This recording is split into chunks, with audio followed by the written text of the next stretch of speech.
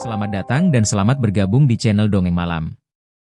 Bagi yang sudah mampir, jangan lupa tinggalkan jejak kalian dengan cara di-like dan komen video ini. Untuk kali ini, Dongeng Malam akan membawakan sebuah cerita dengan judul Prank Berujung Petaka. Kita mulai saja ceritanya. Malam itu kota sudah sepi. Lampu jalan di depan gedung PT Wirawan Group berdiri redup, sebagian bahkan mati. Udara dingin menusuk, embusan angin membuat dedaunan kering berterbangan di halaman. Dari luar, gedung 5 lantai itu tampak seperti bangunan kantor biasa. Dinding kaca, pintu utama berlapis sensor, dan logo perusahaan yang terpampang besar. Namun malam itu, dari sekian banyak jendela, hanya segelintir yang masih menyala. Di lantai 3, cahaya lampu kantor administrasi masih terang. Dua perempuan muda duduk di depan komputer masing-masing, jari-jarinya terus mengetik, matanya lelah menatap layar monitor. Mereka adalah Desi Rismawati dan Dila Rizky. Desi, 23 tahun, bertubuh mungil, berkacamata, rambut sebahu yang sering ia ikat seadanya bila terburu-buru. Sejak sore tadi ia duduk hampir tanpa bergerak, hanya sesekali menggerakkan kursinya untuk merenggangkan kaki. Kakinya memang sering bermasalah sejak cedera basket di SMA, rasa nyeri itu selalu datang ketika ia terlalu lama duduk. Di sampingnya, Dila tampak lebih tenang. Tubuhnya lebih tinggi, rambut panjangnya dikuncir rapi. Matanya fokus menatap layar, meski wajahnya pucat karena migrain yang sering kambuh bila terlalu lama lembur. Umurnya hanya setahun lebih tua dari Desi, tapi dalam pekerjaan ia lebih berpengalaman, sudah setahun di perusahaan itu. Ya Tuhan, Dil, ini data klien sepertinya nggak ada habisnya. Udah kuketik dari jam 5 sore, tapi masih numpuk seperti gunung, keluh Desi sambil menekan pelipisnya. Dila tersenyum kecil, mencoba menenangkan. Sabar Des. Kita emang dikejar deadline. Minggu depan bos presentasi ke investor. Kalau data ini molor, kita yang kena semprot duluan. Desi mendengus, meletakkan kepalanya di meja. Kenapa kita sih yang disuruh lembur? Senior kan ada tuh. Kak Noval harusnya ikut nemenin. Seakan menjawab keluhan itu, pintu ruang administrasi terbuka. Seorang pria berusia 30-an masuk dengan gaya santai, kemejanya masih rapi meski sudah larut malam. Dia adalah Noval Saputra, senior yang dikenal ramah tapi juga suka usil. Hei, masih betah kerja jam segini? Sapanya sambil menepuk bahu Desi. Desi mendengus. Betah apaan Kak? Rasanya mau pingsan. Dila menoleh, tersenyum sopan. Kak Noval nggak pulang? Belum dong. Kan katanya bos Arif masih di ruangannya, ngerjain laporan juga. Masa gue pulang duluan, nanti dibilang kabur. Noval duduk di kursi kosong, menyilangkan kaki dengan santai. Suasana sedikit mencair. Meski lelah, Desi dan Dila merasa lebih tenang dengan kehadiran senior mereka. Tapi Noval punya ide lain malam itu, ide yang sebenarnya tidak pernah terlintas di benak Desi maupun Dila. Beberapa menit kemudian, setelah mereka ngobrol ringan, Noval mencondongkan tubuhnya, berbisik seolah membawa rahasia besar. Kalian berdua mau nggak bikin suasana lebih seru? Desi melotot lelah. Seru apaan? Ini kerjaan aja udah bikin mau mati. Noval terkekeh. Bukan kerjaan sih, tapi prank. Kita isengin bos Arif. Dila mengernyit. Prank? Maksudnya? Bos lagi di ruangannya kan? Kita pura-pura jadi hantu. Gue tahu cara matiin lampu lorong sebentar. Kalian masuk pelan-pelan, pura-pura nakutin dia. Gue yang rekam ekspresinya. Nanti kita ketawa bareng. Desi langsung mengangkat tangan. Kak, aku ogah. Bos Arif itu serem kalau marah. Kita nanti bisa dipecat. Tapi Noval tidak menyerah. Dia meyakinkan mereka dengan nada penuh percaya diri. Santai aja. Bos itu sebenarnya orang humoris. Gue sering kok bercanda sama dia. Bahkan kadang dia sendiri yang ngajak bikin seru kantor. Ini bukan pertama kali. Gue jamin aman. Dila masih ragu, tapi rasa ingin tahu dan tekanan dari senior membuatnya goyah. Begitu juga dengan Desi, meski hatinya menolak, akhirnya ikut mengangguk pelan. Ya udah deh, tapi jangan aneh-aneh Kak. Seriusan. Noval tersenyum puas. Tenang. Kalian bakal ingat malam ini seumur hidup. Lorong kantor sudah sepi. Mesin printer dimatikan, AC tetap berdengung.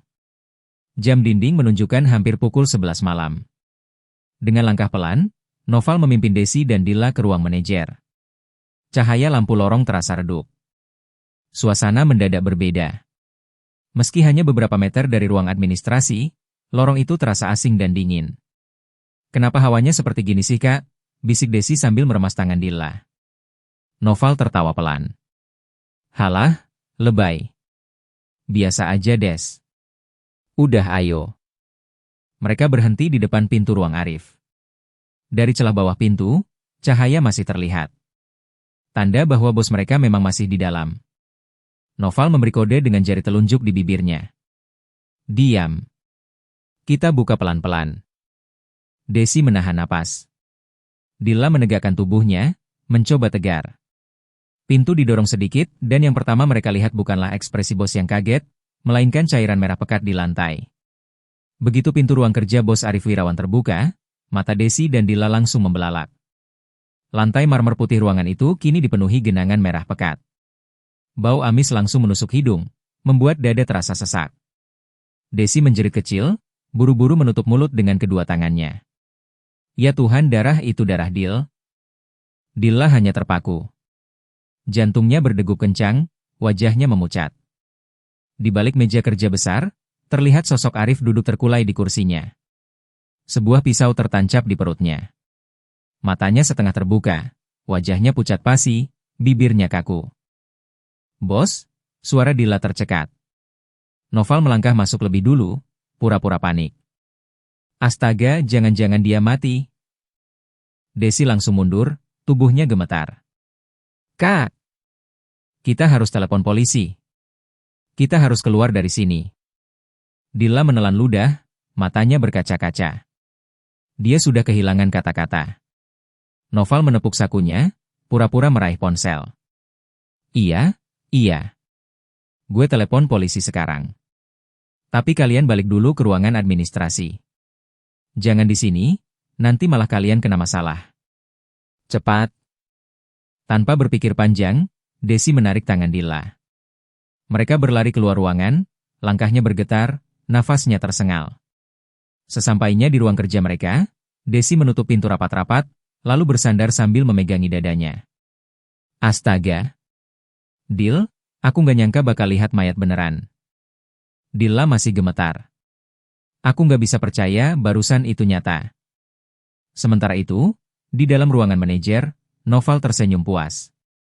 Dia berjalan mendekati meja, menepuk bahu Arif yang tadinya terlihat mati. "Mantap, bos. Aktingnya keren banget." Mereka benar-benar ketipu. Arif membuka mata, lalu mencabut pisau palsu dari perutnya. Pisau itu adalah properti teater miliknya, lengkap dengan kantong darah buatan yang ia sembunyikan di balik kemeja. Cairan merah itu memang terlihat persis seperti darah asli. Gila. Tadi wajah Desi sama Dilla pucat banget. Seperti mau pingsan. Noval terkekeh. Makanya gue bilang, prank ini bakal jadi legendaris. Arif menegakkan tubuhnya, lalu meraih remote kecil dari laci meja. Sekarang bagian paling seru. Kita bikin suasana makin horor. Dengan sekali klik, lampu di seluruh lorong dan ruang administrasi padam seketika. Desi dan Dilla langsung menjerit bersamaan. Kantor yang tadi terang benderang kini tenggelam dalam kegelapan total. Satu-satunya cahaya hanya berasal dari layar komputer mereka yang masih menyala. Desi memegangi lengannya sendiri, tubuhnya gemetar. "Dil, kenapa lampunya mati? Apa hubungannya sama bos?" Dilla menatap sekeliling, keringat dingin menetes di pelipis. "Aku nggak tahu, tapi kenapa rasanya aneh banget, Des?" Suara ketukan pelan terdengar dari luar pintu ruangan. Desi menutup telinganya, terisak. "Jangan buka, Dil. Jangan buka." Tapi suara itu berhenti. Berganti dengan gesekan kursi diseret, entah dari ruangan mana. Lalu terdengar suara langkah perlahan menyusuri lorong, makin lama makin dekat. Di balik layar, Arif sedang berjalan perlahan dengan wajah dilumuri sisa darah palsu. Dia tahu betul bahwa seluruh CCTV di lantai itu sudah dimatikan Noval, jadi tak ada yang merekam aksinya. "Mari kita main sebentar," gumamnya sambil tersenyum miring. Ia berjalan ke arah ruang administrasi, lalu menunggu di balik pintu. Noval dari jauh mematikan dan menyalakan lampu darurat kecil yang tersisa, menimbulkan efek kedip menyeramkan. Pintu ruangan Desi dan Dila tiba-tiba bergetar keras, seakan ada seseorang yang mendorongnya dari luar. Dila menjerit sambil mundur. Desi terjatuh di kursinya, kakinya tersengal karena terlalu panik. Saat itu juga, lampu darurat di pojok ruangan menyala redup. Sesosok bayangan berdiri di ambang pintu kaca.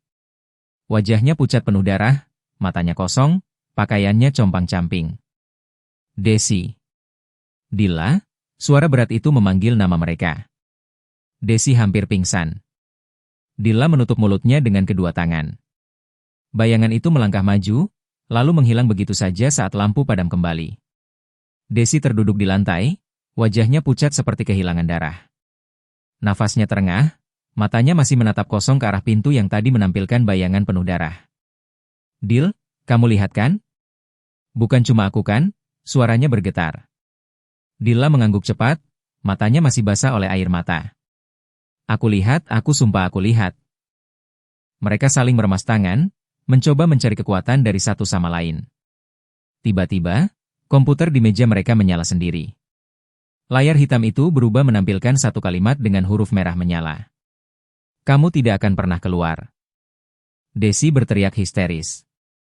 Siapa yang ngetik itu? Komputernya nggak ada orang yang pegang. Dila langsung menarik tangan Desi. Kita harus keluar dari sini sekarang juga. Mereka berlari ke pintu ruangan, menarik gagangnya sekuat tenaga. Namun, terkunci. Desi menendang pintu berkali-kali, suaranya parau. Buka. Tolong. Siapapun, buka pintunya. Tapi pintu itu tidak bergerak sama sekali. Di luar ruangan, Noval menahan tawa sambil menekan tombol kecil di remote-nya. Remote itu memang terhubung dengan sistem magnetik pintu. Mereka beneran ketakutan, bos. Lanjut nggak? Arif berdiri beberapa meter dari situ, wajahnya masih penuh darah palsu, matanya liar karena semangat. Lanjut. Kita bikin mereka lari keliling gedung. Semakin panik, semakin seru. Lampu kedip sosok bayangan. Lampu darurat di lorong mulai kedip-kedip lagi. Sesosok bayangan hitam tampak bergerak cepat melewati kaca jendela ruangan administrasi. Desi dan Dila berpegangan erat, tubuh mereka gemetar hebat. Tiba-tiba, dari ventilasi AC terdengar suara berbisik pelan. Suara itu seperti datang dari segala arah sekaligus. Desi menutup telinganya, berteriak. Hentikan. Jangan panggil aku lagi. Dila menarik Desi menuju pintu darurat yang menghubungkan ke tangga belakang gedung. Anehnya, pintu itu bisa terbuka. Tanpa pikir panjang, mereka langsung kabur lewat sana. Lorong tangga itu gelap, hanya lampu merah kecil menyala samar. Udara dingin menusuk, bau besi karat dan lembab menusuk hidung. Setiap langkah kaki mereka bergema keras, membuat jantung mereka semakin berdebar. Des cepat, kita harus turun sampai lantai dasar, ujar Dila sambil menarik lengan temannya. Namun saat mereka menuruni anak tangga, suara langkah lain terdengar di belakang mereka. Berat, lambat, dan menyeramkan. Desi menoleh cepat, dan hampir saja pingsan. Dari atas tangga, ia melihat sosok Arif dengan wajah penuh darah, matanya kosong, berjalan menuruni tangga sambil menyeret kaki. Dia ngejar kita, Dil, jerit Desi. Mereka berlari secepat mungkin. Nafas Desi tersengal, dadanya seperti terhimpit. Kakinya mendadak terasa sakit luar biasa, seolah ada yang menusuk di tulang kakinya. Dia terhuyung, hampir terjatuh. Aduh, kakiku sakit banget, Dil. Dila menoleh panik. Tapi tak ada waktu berhenti. Ia memapah Desi, memaksanya tetap berlari. Tiba-tiba, Dila sendiri meringis keras, memegangi kepalanya. Rasa nyeri tajam menembus pelipisnya, seperti ada sesuatu yang pecah dari dalam. Kepalaku sakit banget, Des, suaranya parau. Meski begitu, mereka terus turun, menjerit setiap kali melihat bayangan hitam muncul di sudut mata mereka. Akhirnya mereka sampai di lantai dasar. Dengan penuh harapan, Dila mendorong pintu besi darurat itu. Namun, terkunci rapat. Kenapa dikunci?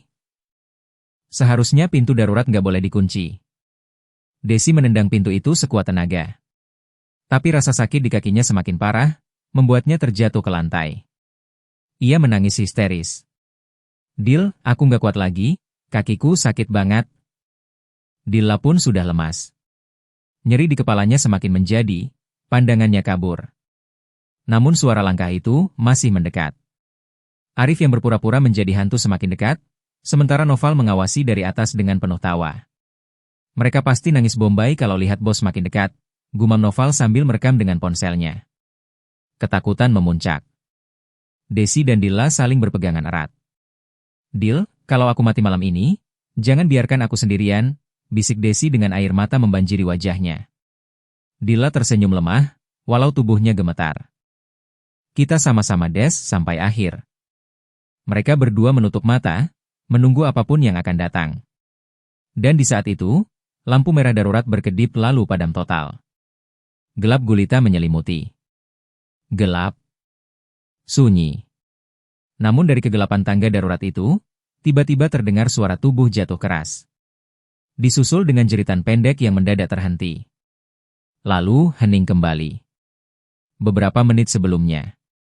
Saat Desi dan Dilla panik berlari menuruni tangga darurat, semuanya serasa kabur di mata mereka. Lampu merah darurat berkelip, bayangan aneh muncul di setiap sudut, dan suara langkah kaki Arif yang berpura-pura jadi hantu terus menghantui mereka. Nafas Desi tersengal keras. Kakinya yang sejak tadi sakit makin parah. Ketika mereka sampai di lantai 2, Desi benar-benar kehilangan keseimbangan. Dil. Kakiku. Belum sempat Dilla menariknya, Desi terpeleset. Tumit sepatunya menghantam tepi anak tangga, tubuhnya langsung terhempas ke bawah. Jeritan Desi bergema di lorong sempit itu. Kepalanya terbentur dinding beton berkali-kali, hingga akhirnya tubuh mungilnya terhenti di lantai dasar. Kakinya tertekuk dengan sudut yang mustahil, darah mengalir dari mulut dan pelipisnya. Dilla menjerit histeris, Desi. Namun tangannya gemetar, tubuhnya lemas. Ia berlari menuruni tangga dengan air mata bercucuran. Tapi di tengah paniknya, kakinya sendiri tergelincir. Kepalanya membentur sudut besi pagar tangga dengan suara nyaring. Seketika pandangannya berkunang-kunang, dunia berputar. Ia masih sempat melihat tubuh Desi terkapar di bawah, sebelum akhirnya pandangannya gelap. Kepalanya pecah, darah hangat mengalir deras membasahi lantai tangga. Namun yang aneh adalah, meski tubuh mereka sudah hancur di dasar tangga, arwah Desi dan Dilla masih berlari. Mereka tidak sadar bahwa mereka sudah mati. Rasa sakit yang terus mereka keluhkan, Desi dengan kakinya, Dilla dengan kepalanya, bukanlah rasa sakit fisik biasa. Itu adalah gema terakhir dari kematian mereka sendiri. Sementara itu, Arif dan Noval, yang semula hanya berniat melakukan prank, terus mengawasi dari lantai atas. Mereka sama sekali tidak sadar bahwa dua korban prank mereka sudah tergeletak mati. Arif, dengan wajah penuh darah palsu, tertawa lirih. Wajah mereka tadi, ketakutan banget. Mereka lari seperti dikejar setan beneran. Noval menekan tombol remote lagi, mengunci semua pintu darurat. Ya ampun, gue rekam semua ini. Besok kalau kita kasih lihat ke mereka, pasti mereka marah-marah. Mereka berdua tidak pernah tahu, bahwa ruangan kantor itu kini sudah dipenuhi sesuatu yang jauh lebih menyeramkan daripada sekedar prank. Dari kejauhan, suara langkah kaki masih terdengar. Arif menoleh ke arah tangga darurat. Itu mereka masih lari. Noval mengintip lewat kaca kecil di pintu. Tapi matanya langsung melebar. Bos, itu mereka. Di tangga darurat, samar-samar terlihat Desi dan Dilla sedang berjalan terseok. Wajah mereka pucat, mata kosong, tubuh mereka berlumuran darah. Desi masih menyeret kakinya yang patah, sedangkan Dilla kepalanya miring aneh, darah menetes dari pelipis. Namun mereka tetap berbisik lirih. Kenapa kalian kunci pintunya, kenapa kalian biarin kami jatuh? Noval tersentak mundur, wajahnya kehilangan warna. Bos, ini nggak mungkin, ini bukan bagian dari rencana prank kan? Arif menatap nanar. Untuk pertama kalinya malam itu, dia tidak bisa bicara. Arif dan Noval kini berada di lantai 2, menatap tangga darurat dari balik kaca. Mereka sadar untuk pertama kalinya bahwa Desi dan Dilla tidak lagi hidup, tapi arwah mereka masih bergerak, dan mereka terlihat marah. Val, itu beneran mereka. Mata mereka kosong, tapi serem banget. Arif gemetar. Noval menatap wajah seniornya. Bos, kita nggak main-main kali ini. Kita harus keluar dari gedung ini sekarang juga. Namun saat mereka menuruni tangga, lampu darurat mati total. Gedung menjadi gelap gulita. Satu-satunya suara hanyalah langkah berat yang terdengar dari segala arah. Desi muncul dari lorong lain, menyeret kakinya yang patah. Mata kosongnya menatap langsung ke Noval. Kenapa kalian tertawa? Kamu yang bikin kami jatuh. Dilla muncul di belakang Arif. Darah dari kepalanya mengalir, tetapi senyum menyeramkan tetap melebar di wajahnya. Ini cuma prank, jawab Noval ketakutan. Kalian bilang ini cuma prank, tapi lihat kami sekarang. Noval menjerit, mundur sambil menabrak dinding. Bos, kita harus lari. Sekarang juga. Arif terdiam. Jantungnya berdegup kencang. Tubuhnya gemetar. Semua prank yang ia rencanakan kini berubah menjadi mimpi buruk nyata. Setiap lorong yang mereka coba lewati berubah. Pintu-pintu yang sebelumnya bisa dibuka kini semua terkunci, termasuk pintu keluar utama. Lampu berkedip merah, menimbulkan bayangan panjang di dinding. Kita nggak bisa keluar, semua pintu terkunci, teriak Arif. Noval mencoba menekan tombol darurat, tapi tidak ada respons. Ini nggak mungkin. Remote gue nggak berfungsi. Sementara itu, arwah Desi dan Dilla mengikuti mereka tanpa henti. Setiap langkah mereka terdengar bisikan seram. Kenapa kalian biarkan kami jatuh? Kakiku dan kepalaku sakit. Arif menutupi wajahnya. Tolong jangan ganggu kami lagi. Namun suara itu semakin keras. Darah mereka berlumuran, namun arwah mereka seakan tak lagi bisa disadari. Arwah Desi tiba-tiba melayang ke arah Noval. Kamu yang bikin aku jatuh. Noval terhuyung ke belakang, pingsan sejenak. Arif mencoba menolongnya, tapi Dilla muncul di depannya, menatap kosong dan berkata, "Giliranmu sekarang, bos." Arif berteriak histeris. Dia mencoba lari ke ruang kantor, tapi lorong kini tampak tak berujung, memutar dan memutar seperti labirin. Setiap sudut ada bayangan mereka, menatap dengan mata kosong. Kalian harus menemani kami di sini. Kalian gak bisa selamat. Arif dan Noval panik, berlari tanpa arah. Napas mereka tersengal, tubuh gemetar. Tiba-tiba lantai di depan mereka terbuka, menunjukkan tangga ke ruang bawah tanah gelap, air tergenang, dan bau darah menusuk. Jangan. Kita nggak boleh turun ke sana, teriak Arif. Namun arwah Desi dan Dilla muncul di kanan kiri mereka, menutup semua jalan keluar. Kami akan menunggu kalian di sini selamanya. Lampu berkedip terakhir kali, dan gedung menjadi hening seketika. Suara teriakan Arif dan Noval lenyap bersamaan.